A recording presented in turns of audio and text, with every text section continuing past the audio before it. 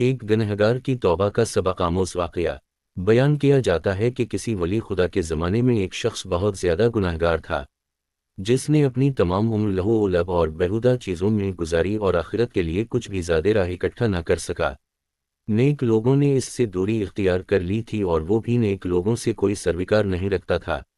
عمر کے آخری حصے میں جب اس نے اپنے کارناموں پر نگاہ ڈالی اور اپنی عمر کا جائزہ لیا تو اسے امید کی کوئی کرن نظر نہیں آئی، کیونکہ اسے اپنے دامن میں کوئی بھی نیک عمل نظر نہ آیا۔ یہ دیکھ کر اس نے ایک ٹھنڈی سانس لی، پھر اس کی آنکھوں سے آنسو بہنے لگے۔ توبہ اور استغفار کے ارادے سے بارگاہ الہی میں عرض کیا، اے دنیا و آخرت کا مالک، اس شخص کے اوپر رحم کر جس کے پاس نہ دنیا ہے اور نہ آخرت۔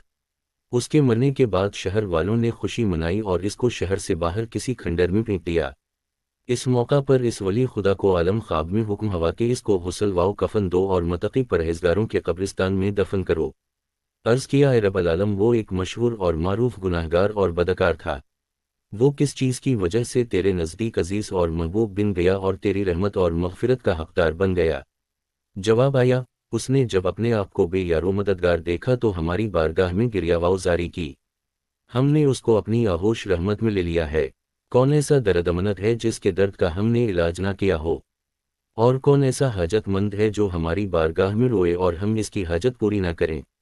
کون ایسا بیمار ہے جس نے ہماری بارگاہ میں گریہ اور زاری کی ہو اور ہم نے اس کو شفا نہ دی ہو؟ تو میرے عزیز مسلمان بہن اور بھائیو، انسان خطا کا پتلہ ہے، غلطی ہر ایک سے سرزد ہو جاتی ہے، لیکن خوش قسمت ہے وہ انسان جس نے اپنی حالت کو پہچان لیا اور اپنی زندگی میں ہی سچے دل سے توبہ کر لی۔